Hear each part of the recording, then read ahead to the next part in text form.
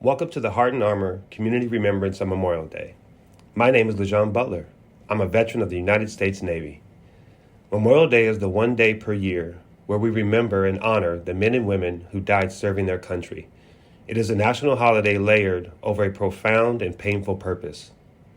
The relationship between a country and the people who volunteer to defend that country by serving in the military is incredibly complicated. In modern America over the past 20 years, a tiny percentage of the population have volunteered to carry so much military burden. We in the military community often find ourselves appreciated from afar. I think it is rare when we feel truly understood by the country we serve, when we feel truly connected to our civilian counterparts.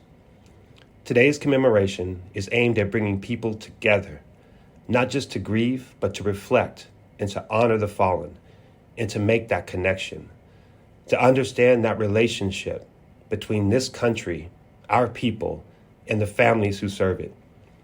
The military is made up of people, individuals, people with parents, spouses, loved ones, and children, people with skills and passions, futures and fears, accomplishments and wisdom, camaraderie, diversity, kindness, and love.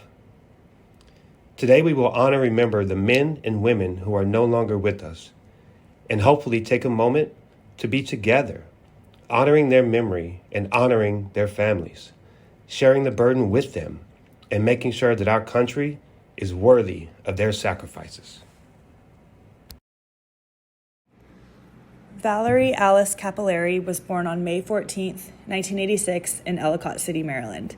She graduated from Centennial High School with high honors in 2004 and was a standout athlete in both soccer and lacrosse.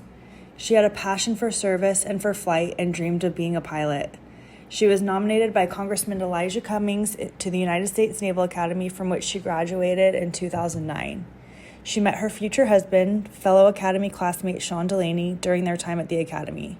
They were married in February 2012 at the Naval Academy Chapel in Annapolis. She became a poised and promising young pilot. You never forget the heart-sinking feeling you get when you hear that a military plane has crashed. The heartbreak that ensues when you see the names of the fallen, when you see the name of your friend. During a training mission on March 11, 2013, the Navy jet Val was piloting crashed in eastern Washington state. Neither she nor fellow aviators, Lieutenant Commander Alan Patterson and Lieutenant J.G. William McIlvaine III, survived the crash. People called her Cat. To me and many others, she was just Val. She was the kind of person you meet and instantly knew you had just made a friend. On the one hand, she was goofy and fun and kind, the type of person you enjoy just being in the presence of, beautiful, intelligent, and full of a zest for life. She also held such integrity, such determination, and such compassion for others. She gave herself, her life, to her country, but she was also a daughter, a sister, a wife, and to so many of us, she was a friend. I cherish that time that we had with her.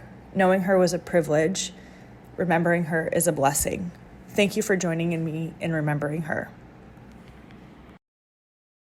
James Wilkins, Hubert Duverney, and William Greason were friends and some of the first black men to serve in the United States Marine Corps as part of the historic Montfort Point Marines. In February 1945, they arrived at the island of Iwo Jima as part of the 66th Supply Platoon with the 34th Marine Depot Company. According to Greason, they were given strict instructions to continue pushing forth, taking the island for the U.S., no matter what casualties or injuries surrounded them. James Wilkins, age 17, from Memphis, Tennessee, with an American flag in his pocket, was killed in a barrage of mortar fire from Japanese forces.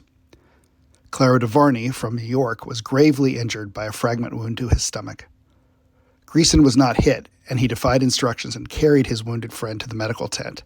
According to Greason, Corporal Duverney survived long enough to receive treatment in theater, but died 2 days later from the injury.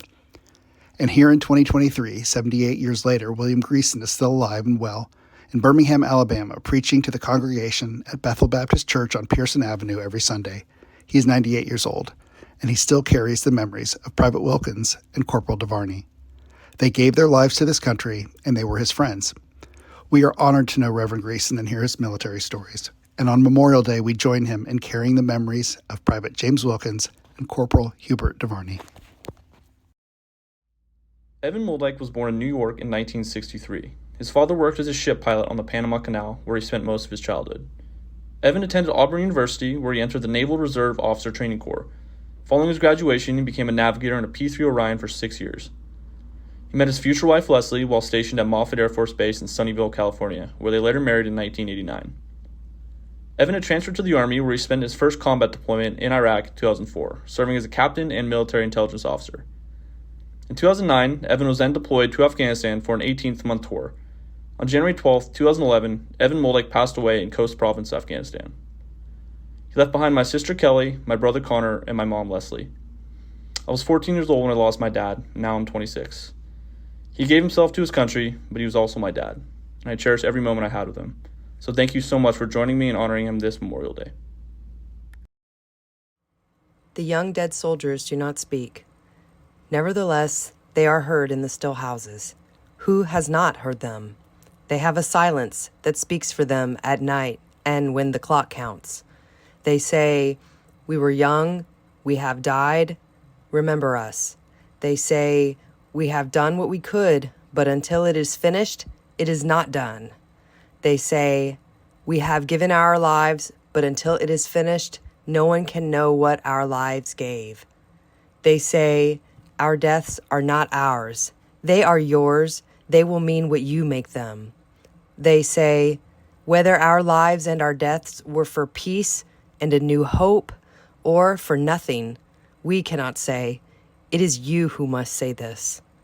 They say, "We leave you our deaths. Give them their meaning. Give them an end to the war and a true peace. Give them a victory that ends the war and a peace afterwards. Give them their meaning. We were young," they say. "We have died. Remember us."